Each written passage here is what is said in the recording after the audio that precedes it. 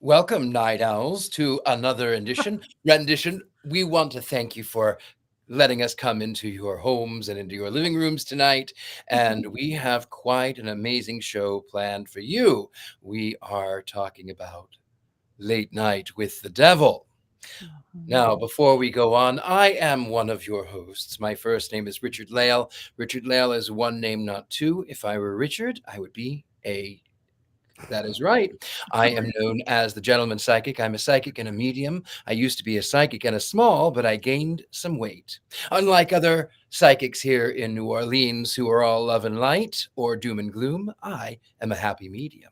And now, with that, we have our co hosts down over here in my lower right hand corner. We have the ever so lovely Heather Green. Heather Green, welcome to the show.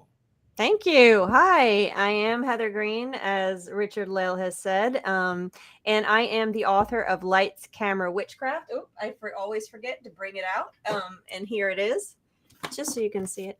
Beautiful cover. And it is a book about witchcraft in American film and television, definitive guide. And I am also a journalist for covering the occult and all things witchy, and as well as a editor at Llewellyn Worldwide, working with all kinds of witchy and occult authors. And I actually have a book coming out all about this topic of the devil, and I'm looking forward to talking about our show tonight. And we have right above me, and now to my right, we have the ever so lovely Miss Courtney Buckley. Courtney Buckley, hello, welcome. Hello, that's me, Courtney Buckley. I am Ghostbait on Scared and Alone, beloved member of my beloved coven, and I finally am excited to talk about a movie that we are covering on Witches Movie Coven. It's been a while, folks. I know you won't believe it, but I have a lot of things to say, and they're not all negative. So let's. Well, for those of you who do not know, we're actually watching The Witch Who Came from the Sea. No! I'm having flashbacks to the surprise of that movie. We are going to have to watch that movie at some point to get it out of our system. We really must watch that film because really it comes up how many times and how many shows. So Everyone. almost every show since the moment. I don't even remember. That was almost a year ago, right? Oh, easy. I think it was at least a year ago, if not more, but that was the most traumatic night of my life. And if we ever do end up watching that movie for the show, I think we're gonna have to just lay those trigger warnings on thick. That's all I'll say. That is We true. we will lay those on thick, just like actually tonight's film is a thick one. It's a good one. I mean, I shouldn't give too much away. We are watching Late Night with the Devil, which is a 2023 film. And this is where the illustrious Patty Negri, by the way, we should mention our lack of co hosts, by the way. I feel like we are an incomplete coven. That is because Ms. Patty Negri is the busiest witch in Hollywood. She is, of course, out traversing the world and flying through the midnight air. And of course, Mr. Jason Menke, who we miss his golden locks, we miss his wit, we miss his charm. Jason Menke is a male witch, and he is off doing witchy, wonderful things. But I'm certain they might pop up through the magic of the internet in our conversation, in our chat, and if we're lucky, we may conjure them from beyond. Yeah. But I suppose this is where we should begin because normally when we have the illustrious Patty Negri, she will say a little bit about herself and then she'll ask me to give an unbiased synopsis of the film. And Wait, yes, I'm so sorry to interrupt. I have a question. I have maybe an answer. I don't know. Maybe I have a crystal ball over there. Maybe we can ask that. This is not the real Black Phillip. That is not the real Black Phillip. So that's not a question. That's a statement. This is the imposter Black Phillip with two L's, not one L. And someone present with us might know something about why I have the imposter and not the real one. Oh, we're going to do the big reveal now? Okay. I do know something about the real Black Phillip.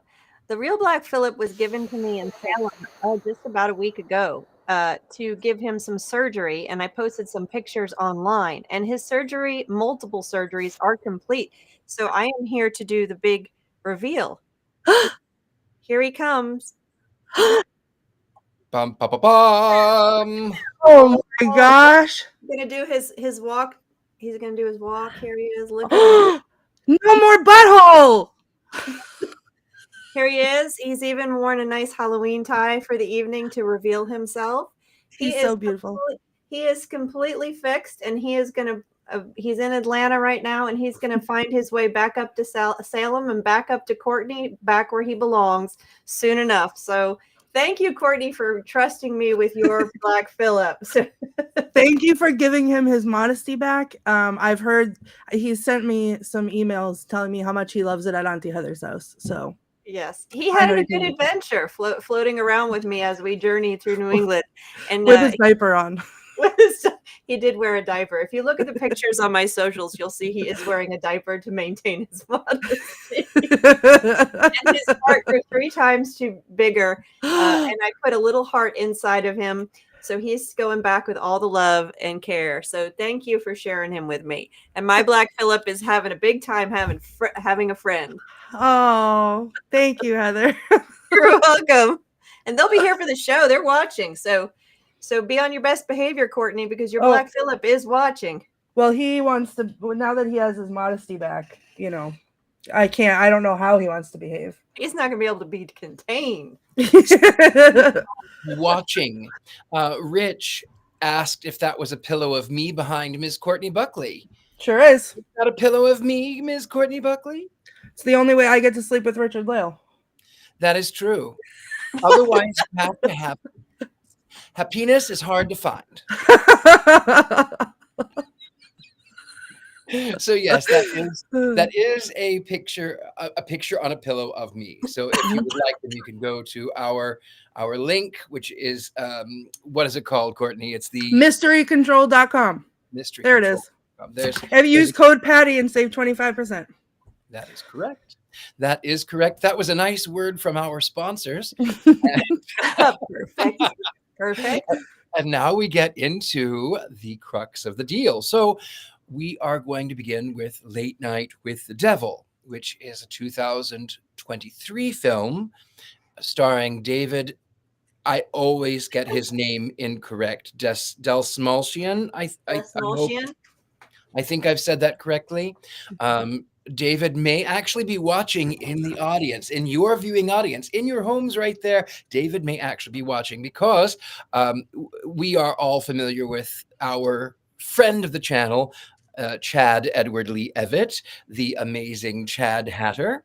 So I was introduced to David through Chad Hatter, and we invited David, but he was busy tonight, so he said he would probably be watching. So no pressure. I love you. Okay. With that, we begin on Halloween night, 1977. It is the story about sort of found footage that the 2000s sort of overdid quite a lot. But it's Halloween night, 1977, and Jack is this late night talk show host who, through a series of events, ended up at the Grove, which we know is a reference to the Bohemian Grove, which was founded in 1872. And it is where all members of the Illuminati and the rich and the powerful go to make plans, all of the devious plans that may happen in the following year. In this, Jack, he makes a deal, and he wants his show to be number one. He wants the show to be number one. He wants to be number one. He doesn't realize, however, that there is a price, and the price that he must pay is that his wife, dubbed Minnie, must die of lung cancer, though she has never once smoked a single cigarette in her life. And that is rare for 1977 because, face it, everybody smoked in 1977. Along the way, it is sort of along the lines of any sort of talk show host that you would find, from from Johnny Carson, whom the character Jack is always number 2. He's never number 1. He can never usurp to number 1. All the way through Jay Leno, through even more recent ones. I can't think of their names.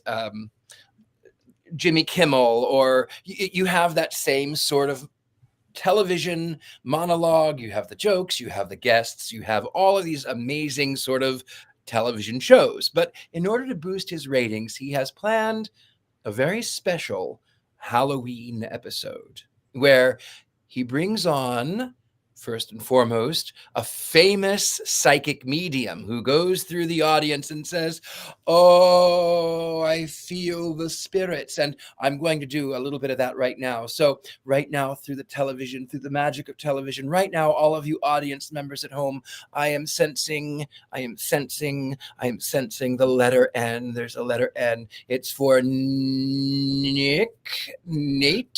Is it? Oh, Nate. Oh, Oh. you know a Nate. I don't know you? one.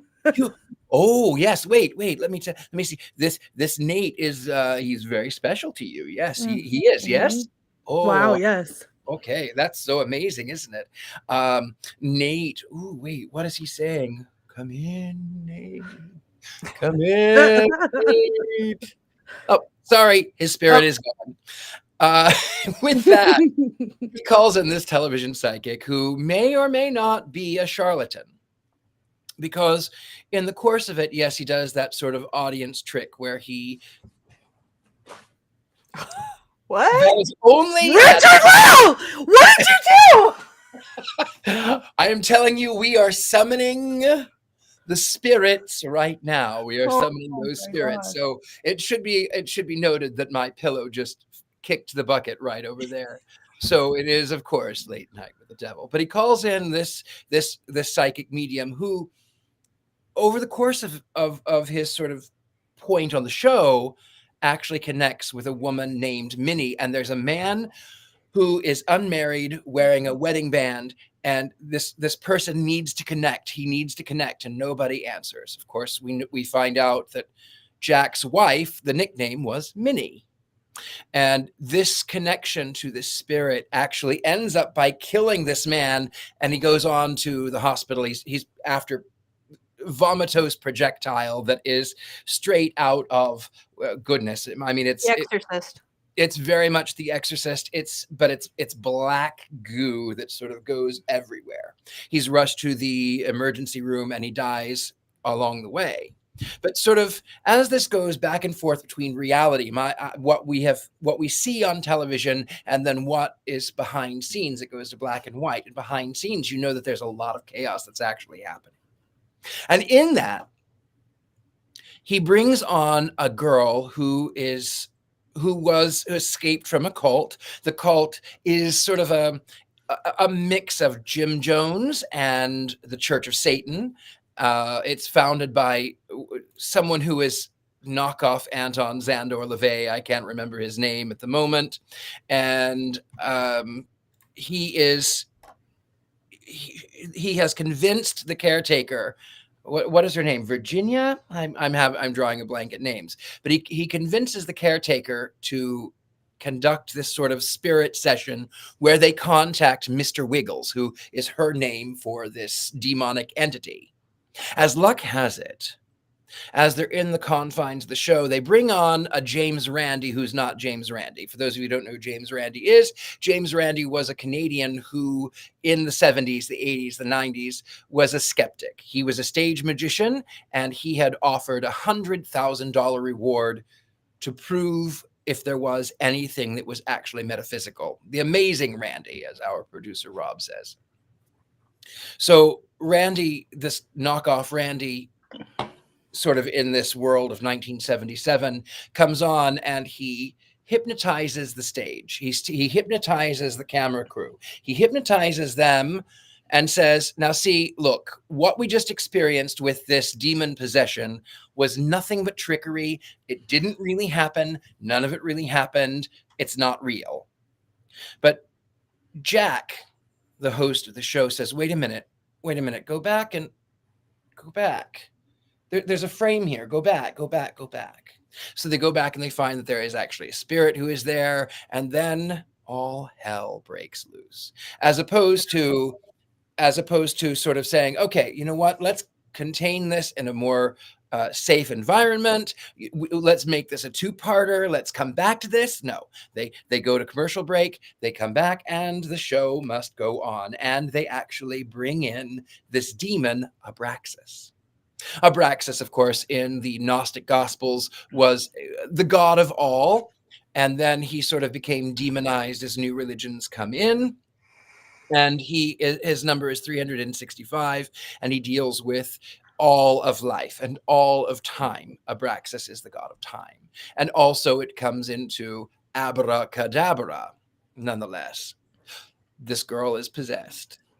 And all of these people start seeing electricity shoot, and the lights are going out, and there's some death. There is a lot of death. It's not necessarily gory, but there is a demon that does come through the monitor, and it knocks pillows of the devil off of Courtney Buckley's background.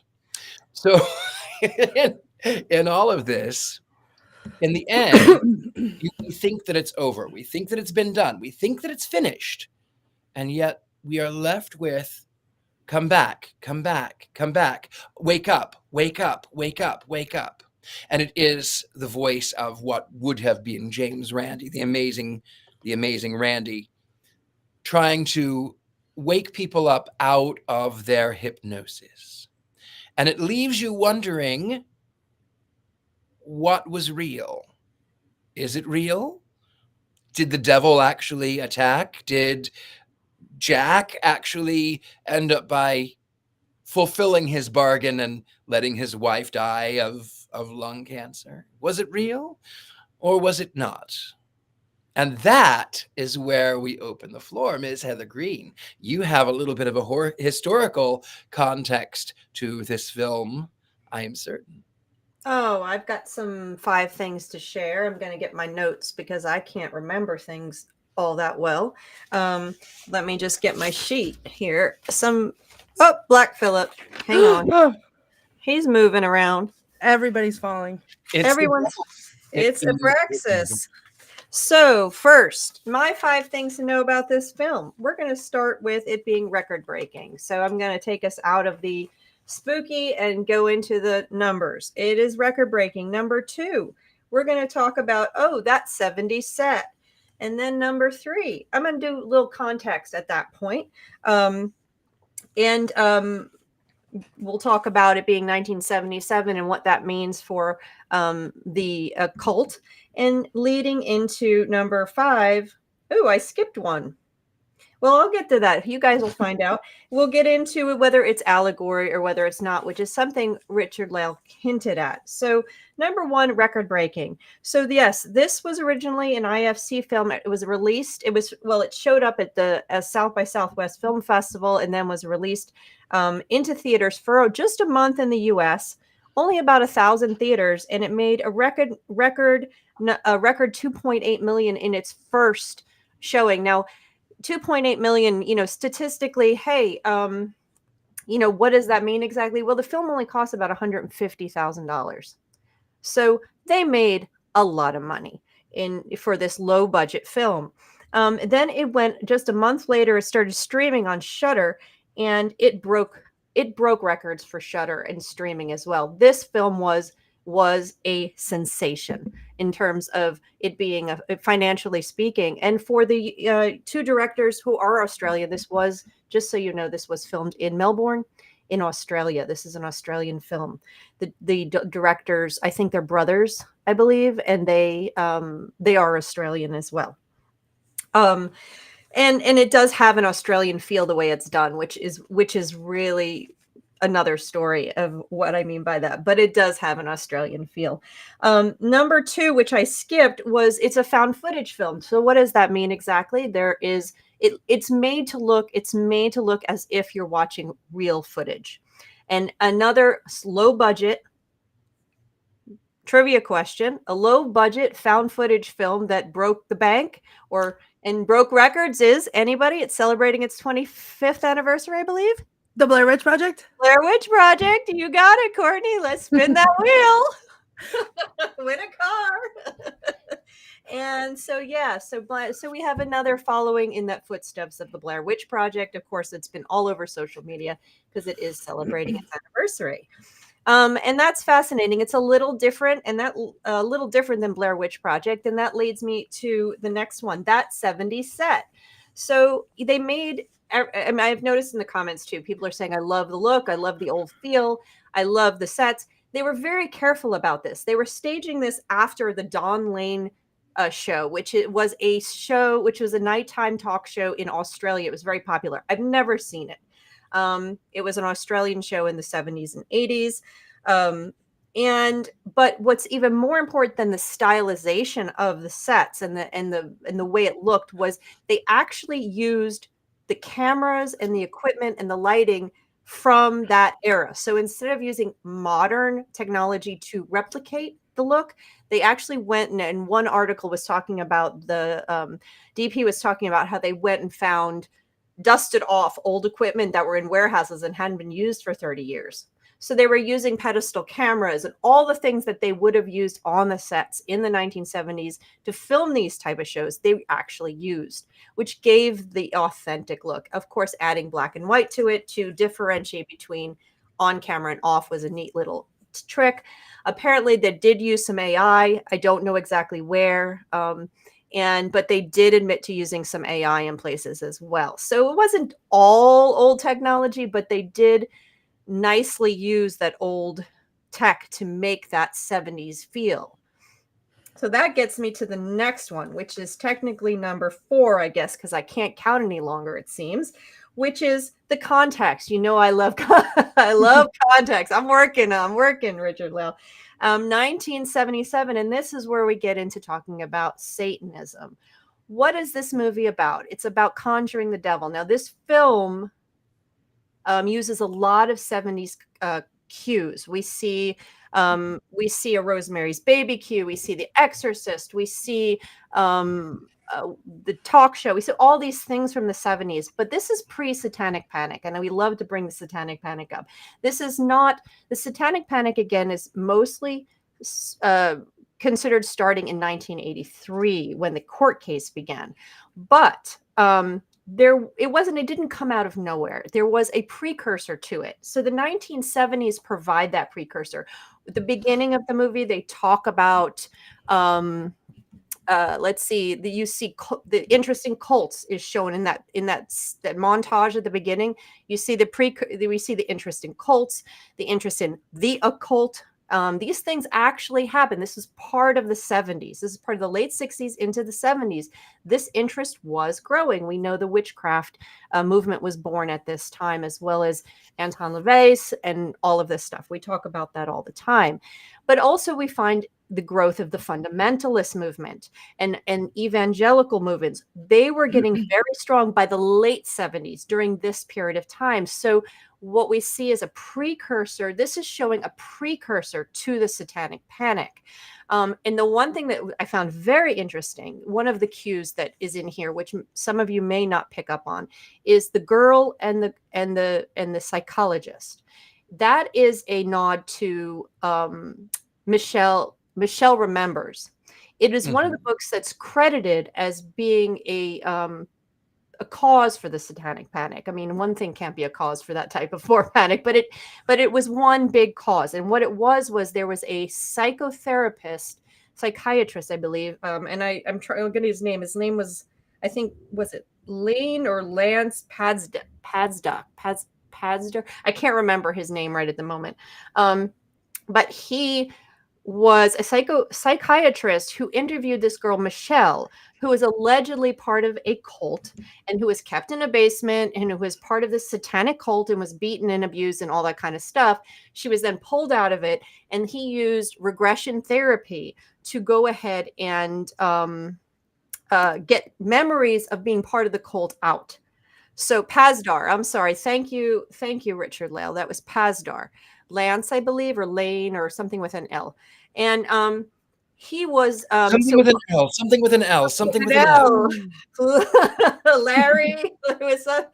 And so yeah, so the psychiatrist and the girl in this movie were very much a take on that relationship of Michelle remembers. And it's important because Michelle, she mentions regression in the movie, and the regression that she talks about that this doctor used for real was eventually not patented, but used in all of the Satanic Panic investigations that then proceeded into the 80s and caused all the problems. There he goes. Michelle remembers.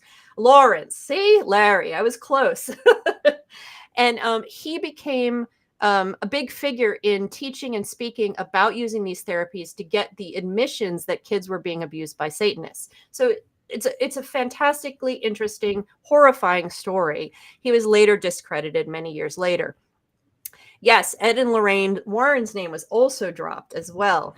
So this was set in the pre-Satanic Panic times, but yet what's interesting is that the 70s you would not have had a show on this topic. This was a show topic that would have appeared later in the 80s. The whole Geraldo Rivera, Oprah Winfrey, late 80s times is when you started to see this. So it's the topic is out of time, but it's really interesting that they're diving into these pre-Satanic 70s concepts and subject matter. So that was fascinating in and of itself.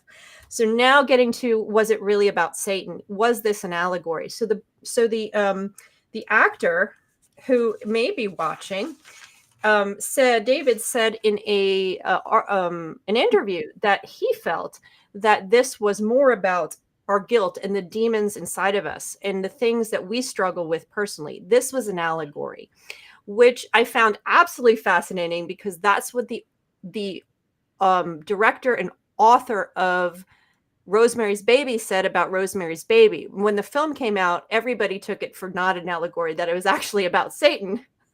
So the question is left up to us, and we can take that note and start talking.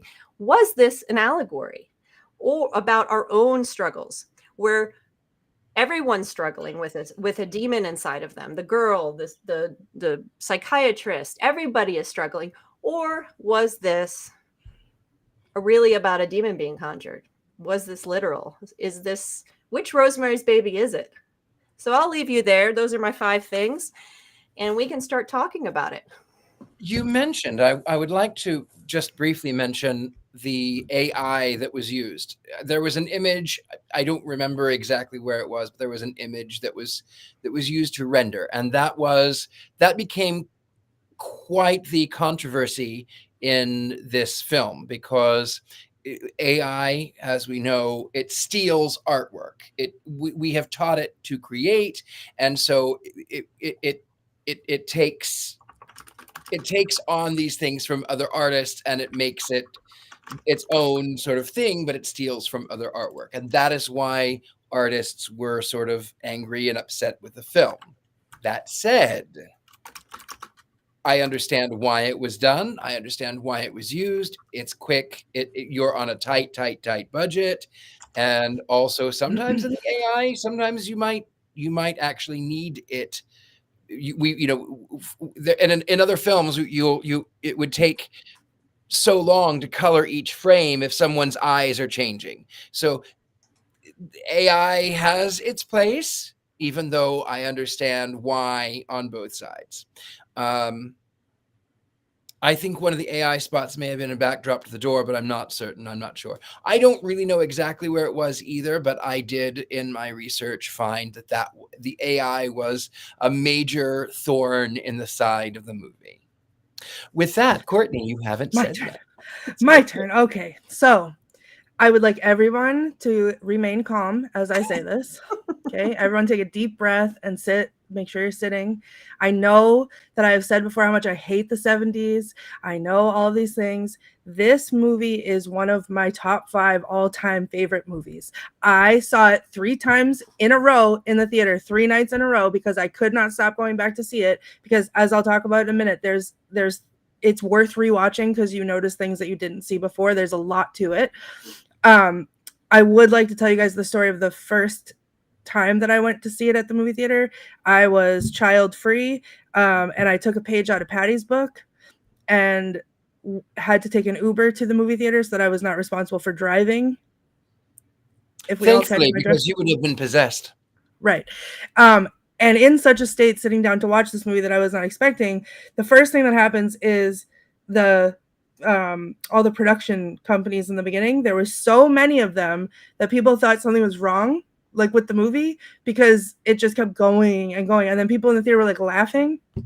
But then it sucks you into the TV. Like there's all these little things. It sucks you into the TV. The TV is staticky and you see a demonic face in it. And then it starts talking about this behind the scenes thing. And I am a sucker for found footage. I love found footage. So this whole concept to me was already exciting. But this behind the scenes true Hollywood story type, like almost true crimey situation, I like hook, line, and sinker. You had me. But then the second the show started, right? Like you're watching the actual show, I was like, oh my God, I've time traveled. I am sitting on an orange shag rug in front of a mahogany oval shaped coffee table, kicking my feet. It is I'm currently in the 70s and this is happening in front of my face. And as such, watching it in that way, I think it affected how I saw it every other time I watched it, because I watched it probably half a dozen times now. But like I was so enthralled in the scene with Christoph, whatever his name is, where I was like feeling extreme secondhand embarrassment watching him like struggle, and then immediately suspicious, and I'll come back to this in a second, of the skeleton that was sitting there. But then I was like, so now I'm in my brain trying to figure out, oh, there's something with that skeleton. Okay, great. And then it moves over to the mother and daughter, and they're telling the story of, oh yeah, see, there's the skeleton, this part. So sus. What is that? We'll come back to it. But we're coming back to that. It goes over to the scene with the mother and the daughter and the son that committed suicide or whatever. And I was like crying, like it was real. And I believed every minute of this movie, even the weird, like cheesy 70s style electric shocks. I believed it all. I believed every second of it. And then the whole part with like his wife coming through and all that, I couldn't even believe it. So then when we get to the part where they're trying to bring out the demon or whatever, and then she like turns her head and she's all possessed, I literally gripping the armrests of the chair because it's happening. Like I'm watching it. This is history. I can't live like this. Like I'm watching history unfold. And then the other guy comes on and hypnotizes this dude hypnotizes the announcer guy. There he is. And I was like, and then they're going back and they're talking about like who saw the worms. And I'm like, can I be hypnotized through a movie? Like, was I hypnotized? Because I saw the worms. Like, is this happening to me right now? And then in that headspace, I think that's what made the end of the movie not make me roll my eyes. Because if I had not been in that mindset right there where I was questioning whether or not I could be hypnotized through a movie, I feel like the end felt like the found footage piece of the end kind of fell apart. But where I was hypnotized. I believed I was hypnotized. So I was hypnotized right along with Jack throughout that whole end scene. And whenever it cut back to he stabbed his wife and the knife is in the girl, in Lily, I was like mind blown. And then at the end, I was like frozen in my seat, staring at the screen, and at the bottom of the screen in the corner it says end transmission, and then it goes staticky for a second and says so it is done, and then goes back to end transmission. So I literally walked out of the movie theater and immediately got on Reddit, and I've never done this in my life, but I did a deep dive on Reddit because I wanted to understand what other people understood or see what other people saw in this movie. And the things that people found were insane. So going back to watch it again, the wife's reflection appears multiple times. She's in a mirror. She's in the crystal ball on the table. In the beginning, I think we have a picture of it. There's a Hollywood Reporter magazine or whatever, and at the bottom it says Hail Abraxas. And like I don't know if you can see it. Yeah, there it is at the bottom. UBC movie of the week, Hail Abraxas. I'm literally getting goosebumps right now just talking about this, like, because that to me feels like it set it up in such a way that, like, you not only do you question whether it's an allegory, but you question if it is demonic. This whole thing was set up from the get-go. And the other piece that I found, which I thought was really cool, and I'm gonna kind of get ahead of myself a little bit, it's a quote, but when you're watching through the movie in the first time, in the beginning of the movie, they're talking about Jack's life, and he's like signing a contract or something, and the reporters are talking and they're asking him questions, and one person says, "What did you have to sacrifice to get here tonight?" And it's so just like blown over, like if you're not paying attention, you almost don't hear it, but then it goes back to it at the end of the movie to like reiterate, oh well, this is what he did. Like, wild, all of these little things. I thought it was interesting that Lily wasn't hypnotized. There was a couple of people in the audience that weren't hypnotized, but Lily, who was possessed, supposedly was also not hypnotized. And then the craziest part to me, and I didn't see this, I think, until the third rewatch, when they're going back and rewatching the footage, like that, again, chills. I can't, the way that they did that, but they're going back frame by frame, and you see the terrible CGI ghost behind him, and then it cuts, look at this, it cuts to him now, he's in studio, and that's his wife's hand on his shoulder, and it's so subtle that I missed it the first 2 times I watched it. Like, so that it just goes to like it's someone said it's a mind F, and that's exactly what it is, because there's so many little details that make you question what is actually happening. It's like the best unreliable narrator situation, and I loved every single second of this movie. As soon as I left the theater, I think I texted Rob, our producer, and was like, we have to talk about this movie. Like, I don't even know what I watched, but we have to talk about it because it's so great, and there's just so much to talk about. I think that the questioning you're having is similar to what you see with the Blair Witch Project. It is questioning, and that's the point of a lot of the found footage when it's done with purpose. It's really about what, and one of the fascinating things about studying film really is what is real and what is not real, and what am I seeing and what's being created for the film, but what's real. And you can't see outside the camera when you're just getting found footage. You don't know what's going on outside the camera. You don't know what perspective you're getting. And there's a lot of questioning. So I think that's similar to what happens with the Blair Witch Project. This one happens with a still camera on a pedestal rather than a handy cam going like this the whole time. Right. But it's the same thing. What actually did happen? And Right. you're left without an answer. I wanted to talk briefly about the skeleton. Please. So, first and foremost, I have been on a diet lately because I want, when I die, I want my epitaph to read, "Here lies Richard Lale, still just as thin." I digress. I do believe that the skeleton is incredibly important, not just for the film, but also for the storytelling, for the narrative. Yes, it can very well be death. Yes, it can be the devil. But if you go all the way back 100 years in cinematography, Lon Chaney in The Phantom of the Opera, and then you go back 130 years to the original writing of The Phantom of the Opera, the Phantom, in disguise, descends the grand staircase as the Mask of the Red Death. He has the skull face and he's in red. You might notice that in this scene, there's a man in red who has the devil horns. Who is sitting right next to the skeleton figure. The skeleton figure never moves. The skeleton figure never says anything. It is that sort of looming presence. It is the warning that is to come. It says you make a pact and you have to be careful what you ask for. It's Faustian. Oh, sorry. Go ahead. No, go ahead. I was going to say, I think it's magic, but go ahead. No, I was going to say it's a Faustian pact. That is the Phantom in The Phantom of the Opera as the Mask of the Red Death.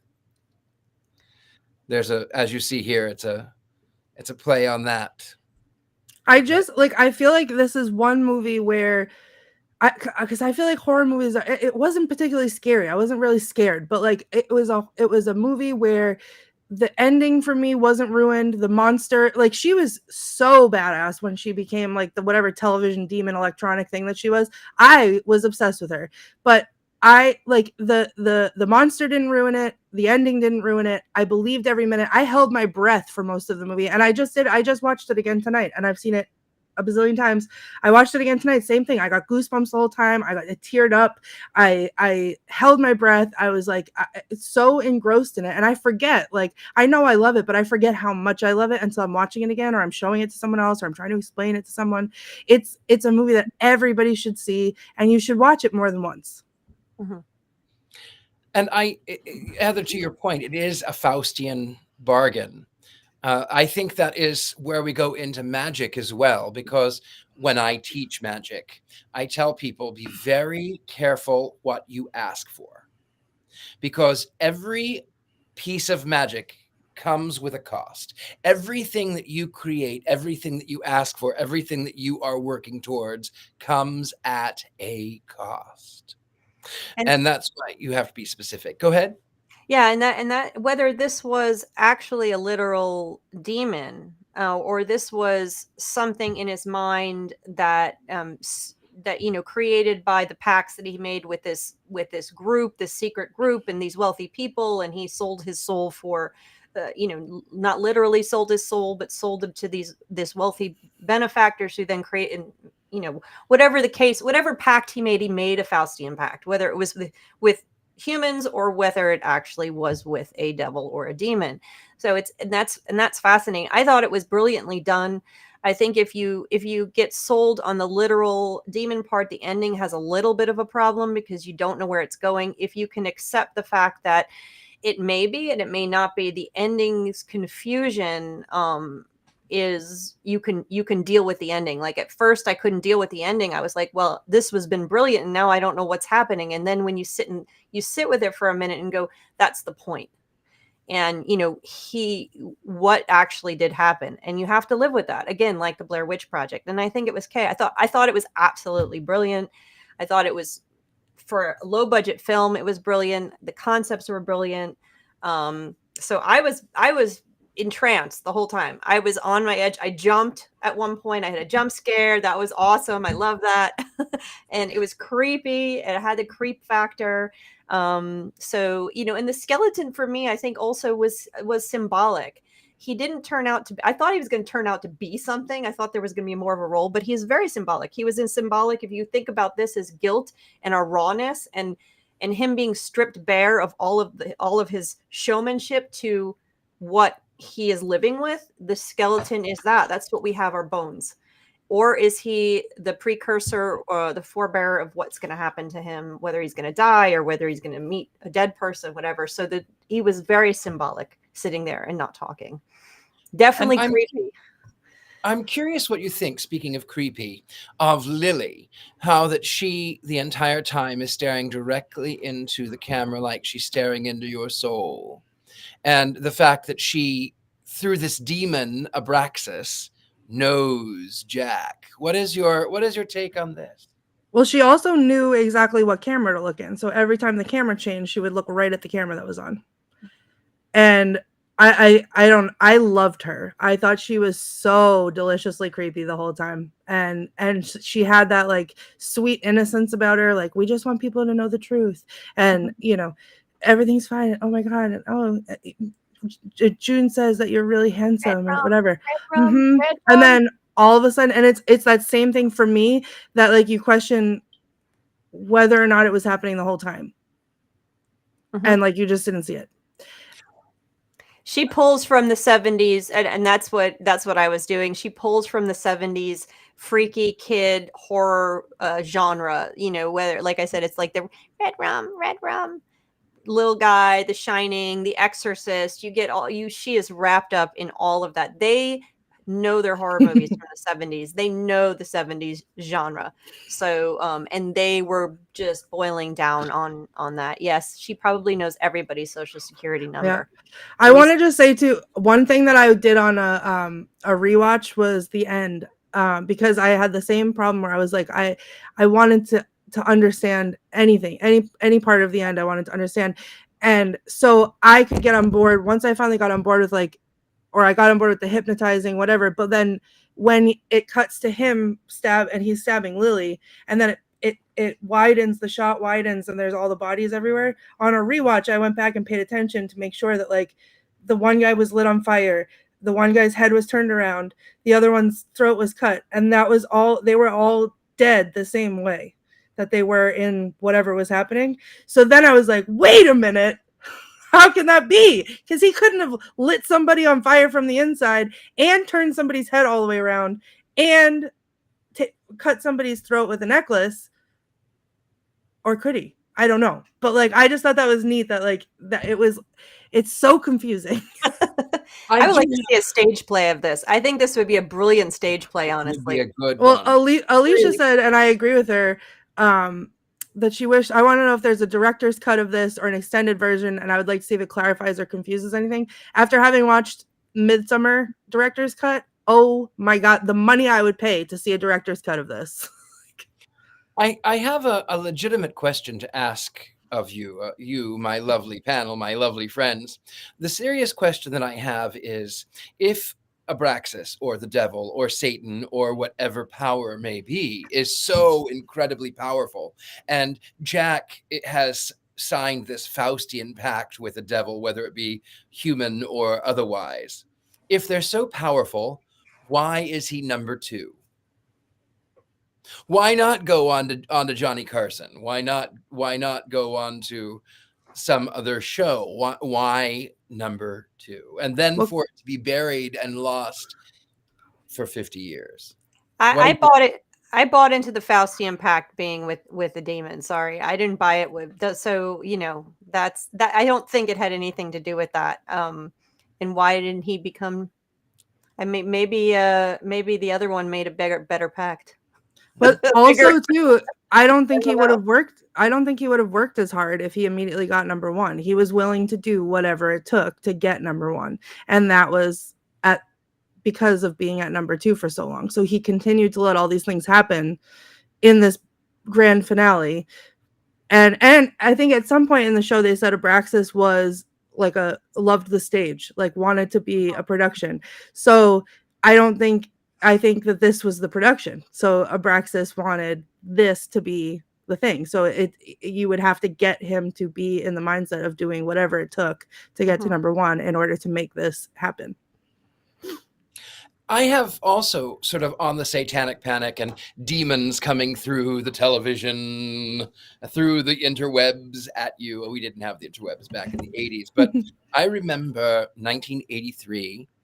I grew up, as you know, I've said so many times, Pentecostal, and there was a fellow who claimed to be a high priest at the Church of Satan, and for the life of me, I cannot remember the charlatan's name. He was not, by the way, and he said that if you listen to Queen backwards, Freddie Mercury sings, "I love to smoke marijuana." Freddie didn't love to smoke marijuana. That I know to be true. But I loved the Smurfs and I loved He-Man for obvious reasons. Anyway, I was not permitted to watch them because the demons would come through the screen. The Smurfs and Cabbage Patch Kid and D&D and oh gosh, the number of things that were considered to be demonic or possessed by the demons or could turn you. There was it was a real fear. There was some, and I had a quote. There was some woman. There was some report of the number of people who reported to the LA police in a month of having neighbors that were demonically possessed. And it was insane number. It was like in the thousands, I think, or it was a huge number. I don't remember it. I actually wrote an article about this, and that number is in the article. It's been too long for me to remember. I mean, it was becoming insane. In many cases, that by 83, 85, it was literally insane. And I have a whole chapter in my book on the Satanic Panic because, of course, the movies of the 80s and late 80s all reflect that. They were terrified, and this was just the beginning. This was right before it. It lasted though 10 for years. 10 years for that, and then 15. people still held on to it. I remember, I'm going to tell a story about when I lived in Hollywood.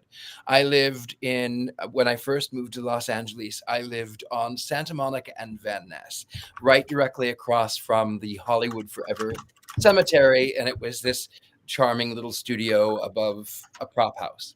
My neighbor was a hoarder. And I shared a wall with him. So I happened to be coming and going, and I noticed that he was digging in the big bin outside of the building. And I said, "Sir, you've got to stop this, because we share a wall, and I don't want dirty things. I don't want disease. I don't want infestations." And he says, "No, this is money." I said, No. This is styrofoam. Styrofoam. You literally can't do anything about it. You can't. It's really bad for the environment, but it's bad. And he says, "I don't care. It's money." And I said a few expletives, which I cannot say here. I said a few expletives.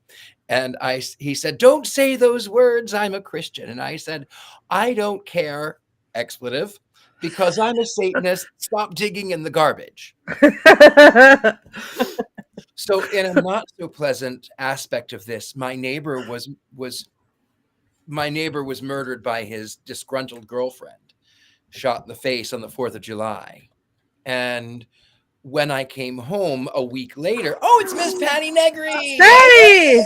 Hi. We'll come back to Hi. that story later. Come on in, Patty. No, finish your Hi. story. Finish your story. I just came in to pop in and say hi. I've been fighting with the internet, stuck at the airport. Your usual travel, but I had to say hi to you guys. We miss you. I We miss do you miss you. too. I We miss you. absolutely. You look beautiful. Where I can't imagine. Thank you. can you tell us where you are, Patty Negri? I'm in a secret location very close to Jason Mankey. Mm, Very close. I don't have any idea of where I have to be or when quite yet. So I don't know if I'm going to have free time to get to see him, but my fingers are crossed because Mhm. I think I'm like 10 miles from him. That's Wow. awesome. You Yes. should definitely see him. I know. Mhm. If we can, we will. Hi, everybody. This is so cool. So finish your story, Richard Lale. Please I was finish your saying, story.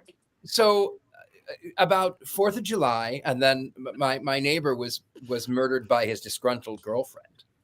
And I come home a week later, and mind you, I've been noticed. I actually saw the dead guy. I saw him in my apartment. He was standing by my closet, and I walked in, and I was like, "Okay, all right, that's crazy. I don't know why I'm saying that, but okay." And then a week later, I come home. I had been out. I come home. There's cops everywhere, and the cops have said they say, "What's your name? What are you doing here?" And I said, "I live in number 7 or whatever." And they said, "Okay, come on up here. Don't step in the blood," as I'm stepping over this bloody scene. And we get into my apartment, and he says, "Where were you on the 4th of July?" I said, "Oh, I was out." He said, "Well, how well did you know him?" And I went, "I'd see him in the hallway once in a while, but it's not like we were friends."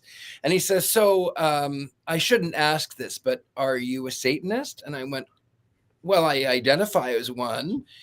But he says, "Well, the neighbor next door said that you're a Satanist and that you have gay orgies." And Oh. Of course you do. You murderous gay orgy haver. Well, he said, and he said that you had a beef with this guy and that you were to blame. And I said, "Listen, gay orgies aside, Satanism aside, and by the way, I was at my walls were this color pink, by the way, and I said, aside from that, of all of the people in this apartment complex, the guy that I spoke to once in a while when I would take out the rubbish or check my mail was not the first person I would shoot, because it would be someone else. It would be someone else, if you get my drift. So he would continually call the cops on me and say that I was a murderer. And then so I got it in my head. I said, fine, if you're going to think that of me, every time I would see this neighbor in the hallway, I would do this sort of thing. I would go,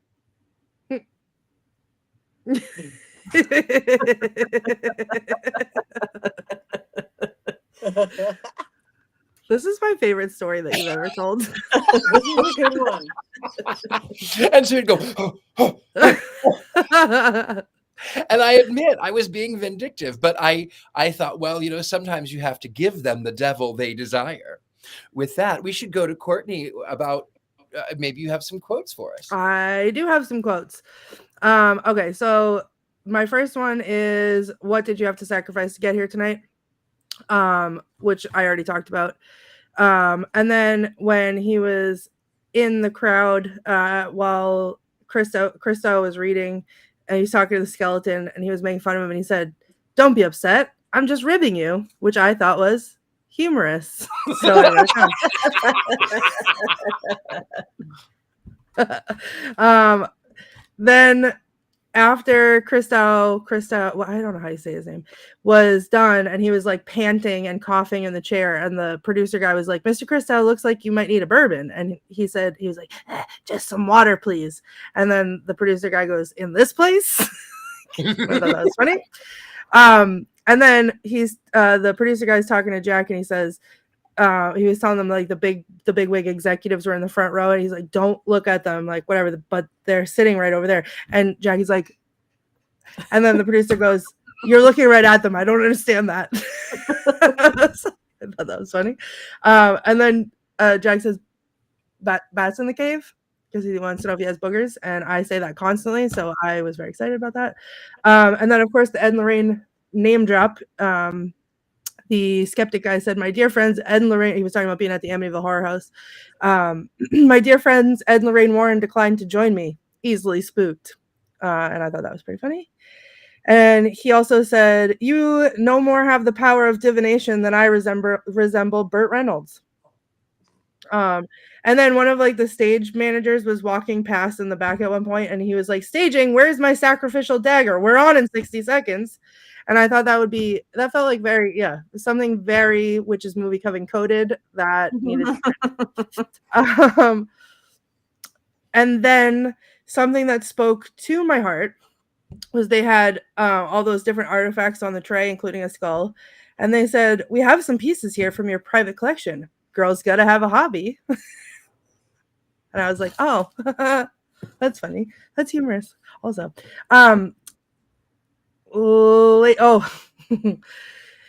Jack is being all serious, and he's like, "Ladies and gentlemen, please stay tuned for a live television first as we attempt to commune with the devil, but not before a word from our sponsors." He did that several times. It was great. Yeah. I liked the way that they would call them back from hypnosis by saying, "Dreamer, here, awake."